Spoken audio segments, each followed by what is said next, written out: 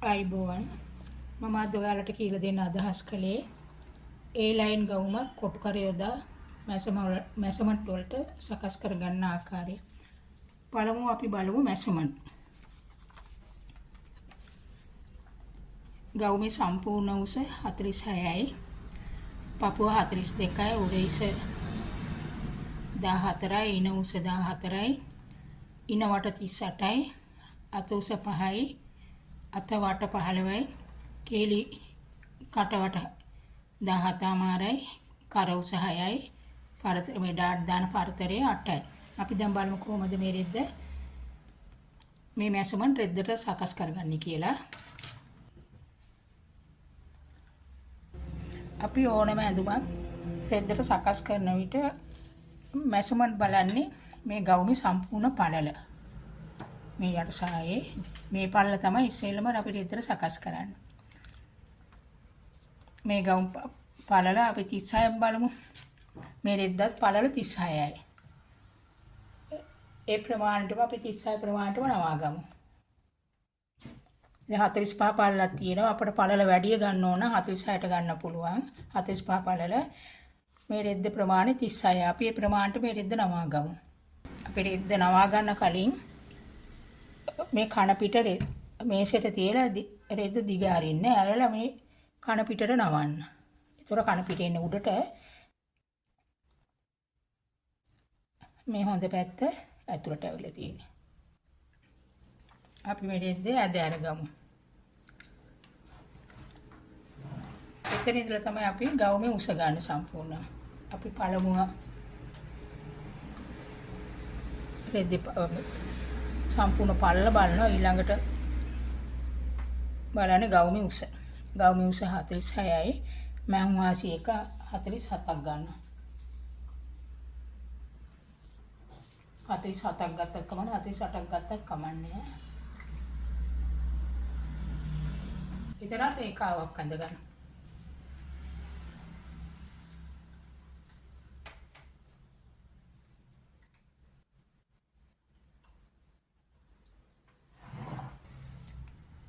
අපි මේ ගවුමේ අඟල් කාලක වගේ පස්ස මූට්ටුවක් දානවා නිකන්. ඒ නිසා ඒ කාල අතැරලා අපි අඟල් 3ක් පල්ල ගන්න. අඟල් කරවට ඒ කාල අතැරලා අඟල් 3ක් ගන්න. උරහිස 14යි. ඒක දෙකට බෙදුවම 7යි. 7මාරට උරහිස පල්ල ගන්න 7මාරයි අර කාලයි 7යි 3 කාලයි.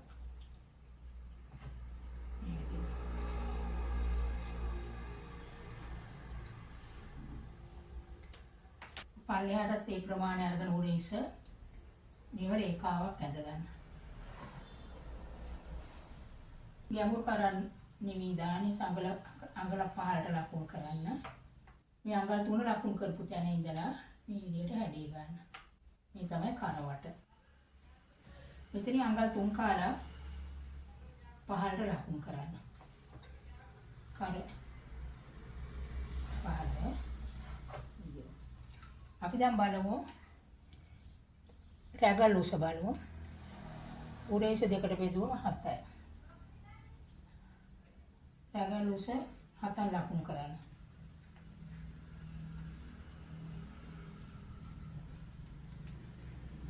ඒතර රේඛාවක් අදි මේක තමයි අපි පපුවට රේඛාව. මේ රැගල් උස අරගෙන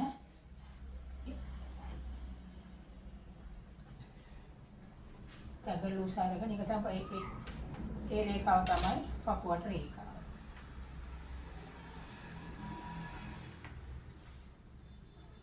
අපි දැන් බලමු ඉන උස. ඉන උස 14යි. අඟල් 14මාරක් මහම් වාසි භාගයේ උරහිස රාලන මහම් වාසි භාගයේ එක 14මාරට ලකුණු කරගන්න. එතන මේ ඉන උස විතර රේඛාවක් ඇඳ ගන්න. මේ විදිහට දිගට රේඛාවක් අඳින්න. අපි දැන් බලමු පපුවට කොච්චර ප්‍රමාණය. පපුවට 42ට 3ක් එකතු කරලා 4ෙන් බෙදලා ඒ කියන කොටසට මහුන් ආශි අඟලක් එක්ක තමයි පපුවට රේඛාව ගන්න. පේනකොට අපිට එනවා 12යි කාලා. අර කාලත් ඇතිරෙන කාලත් ඇහැරලා 12 මාට ලකුණු කරගන්න.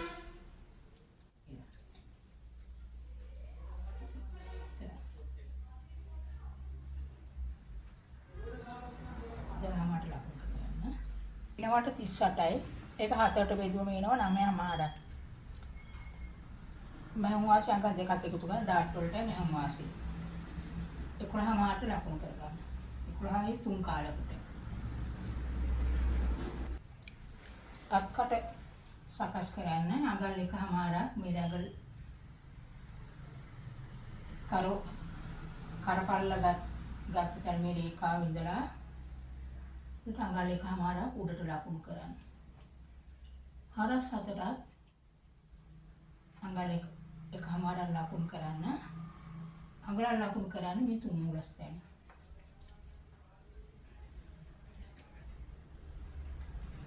අපි දැන් මේ කරපල්ල ගත්ත තැන ඉඳලා මේ පහට බලන්න. සම්මත හරි මැද ලකුණු කරන්න. දැන් එතන ඉඳලා අපි මේ මාක් කරපු එකමාර වෙලා මේ අඟ ලකුණු කරපු අඟලක් කපාගෙන මේ විදියට අත්කට සකස්. ඊළඟට අපි දැන් ඉන වට බලමු. අත්කට ලකුණු කරලා තේ දැන් ඉන වට බලමු. ඉන වට 38යි. ඒක 4ට බෙදුව වෙනවා අපිට 9 මාරක්.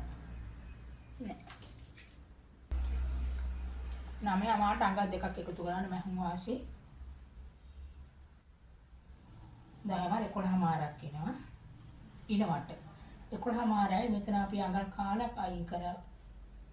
හරි. මෙතන මූට්ටුවක් කියන්නේ ඒකත් එක තමයි 11යි 3 කාලක් වෙනවා. 11යි 3 කාලට ලකුණු කරන්න. අපි දැන් අත්කට ළඟ ඉඳලා ඉන උසට රේඛාවක් පහළට අදින්න. එතන ඉඳලා වාටියට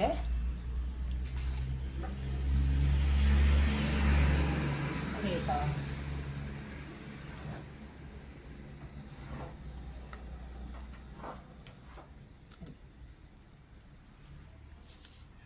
මේ වාටිය ළඟ ඉඳලා අඟලක් උස්සන්න.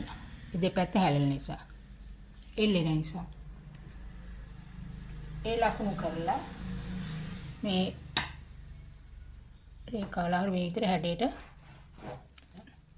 මේ විදිහට තමයි කැපෙන්නේ. දැන් අපි ඩාට් ලකුණු කරමු. ඩාට් 8යි.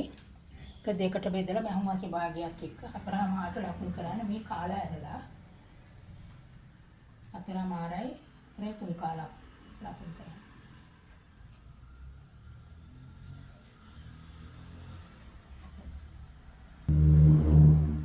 ඩාට් රේඛාව මේ පහළට ඇදලා තියාගන්න. අපි මහනකොට මෙතනින් භාගයට එන්නේ මෙහි තුමුල සීගට ඇවිල්ලා මේ විදිහට යන තමයි ගානට ඇවිල්ලා මෙතන අඟල් භාගයක් මේ. දැන් මේ පිටුපස පළුව මම සකස් කරලා ඉවරයි. දැන් අපි මේක කපා ගමු. අපි මේ පින් ගහලා කපා ගමු. අපට ඉදිරිපස පළුව සකස් කරන්න ලේසි පින් ගත්තම.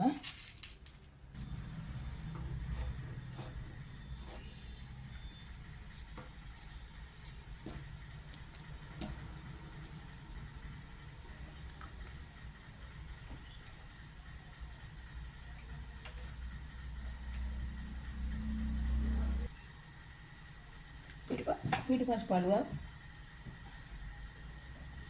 ඉදිරිපස් පස් කරු ඉදිරි මේ විදිහට නවා ගන්න. හොඳ පිට ඇතුළට තියලා නවන්න.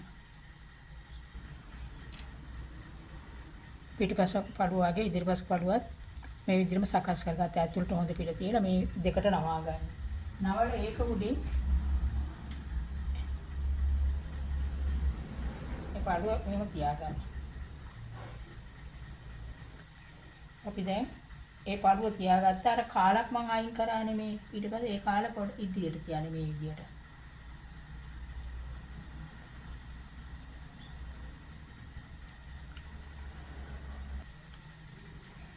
ඒ කාලේ ඉදිරියට තියලා මෙතන බ්ලොක් එක ඇඳ ගන්න. අඟල් භාගයක් ඉදිරියට තියලා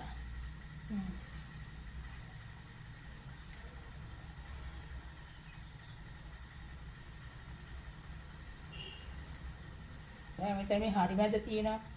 මෙතන අඟල් භාගයක් ඇතුළට ලකුණු කරන්න. මේ විදිහට.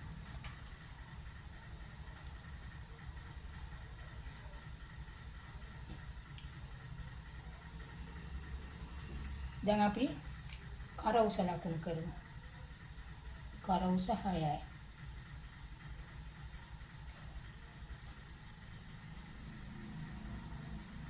3ක්. මේක අපි කොටුවට ලකුණු කරමු. ඇඳගන්න.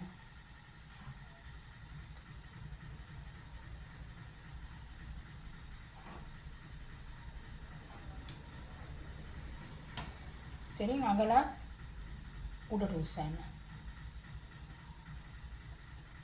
එතන ඉඳලා මේ අඟල ළඟ පහළට මෙතන ඒකයි. මම දැන් ඉදිරිපස් පරුව සකස් කරලා මේක කපාගමු.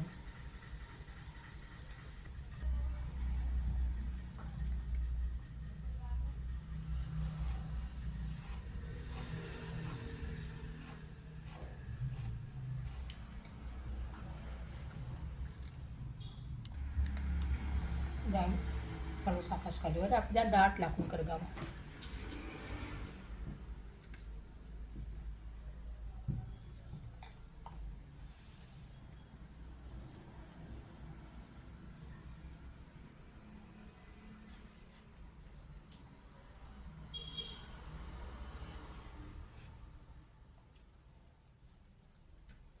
රේඛාවක් හදලා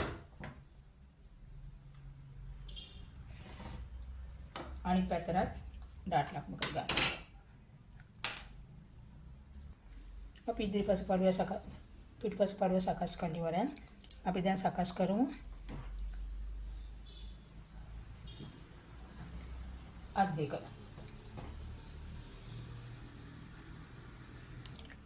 අත මේ විදිහම අත්පල් දෙකම එක සැරේ කපන නිසා මේ පල් දෙක හොඳ පිළ ඇතුළට තියලා මේ විදිහට නවා ගන්න.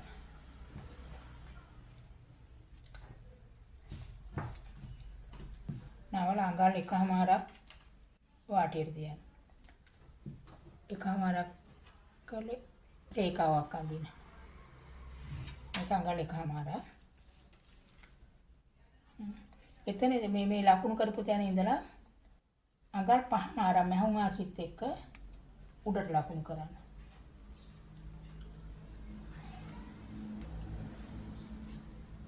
එතන රේඛාවක් අඳින්න.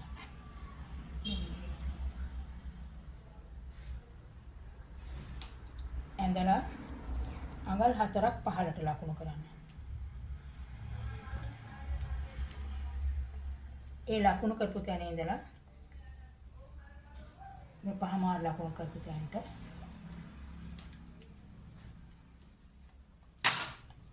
රේඛාව ඇඳලා දැන් අපි මේක කොටස් 4කට ලකුණු කරගන්න. පහමාරයි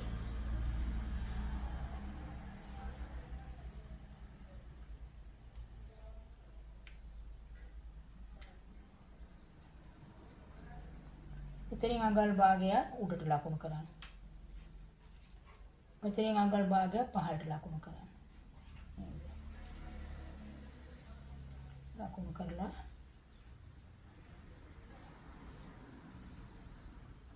අපි දැන් අත්වට බලමු.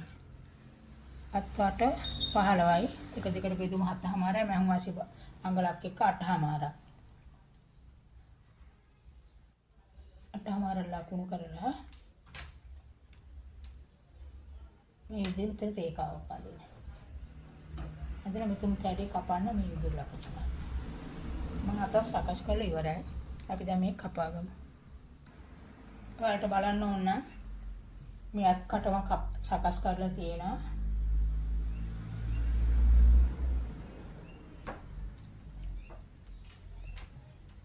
මම මේ අරන් තියෙන්නේ 17 මාර කිහිලි වට. ඒක දෙකට බෙදන්න.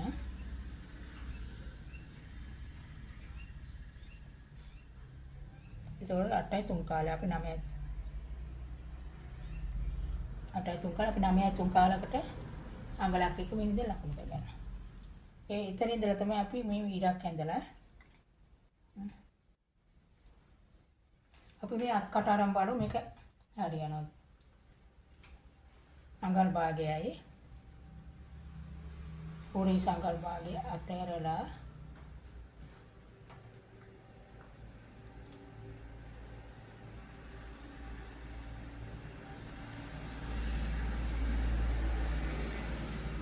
මම වාස් භාගය අතහැරලා මේ විදිහට වලලා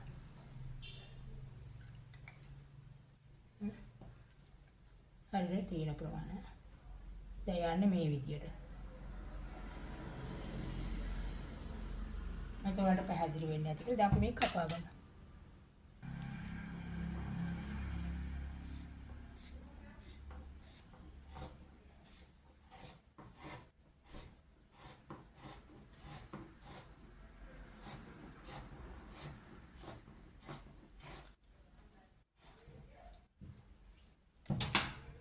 අපිට මෙහෙම කපන්න පුළුවන්.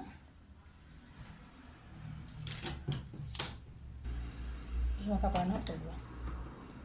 පහසු නවල කපනවා නම් තමයි.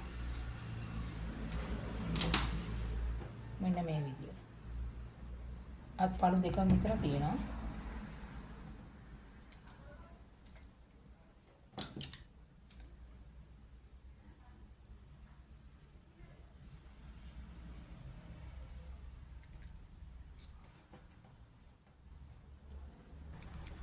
මේ අත් දෙක මේ ඉදිරිපස පළුව අපිට දැන් තියෙන කරපටි කපන්න විතරයි. මේ පිටිපස පළුව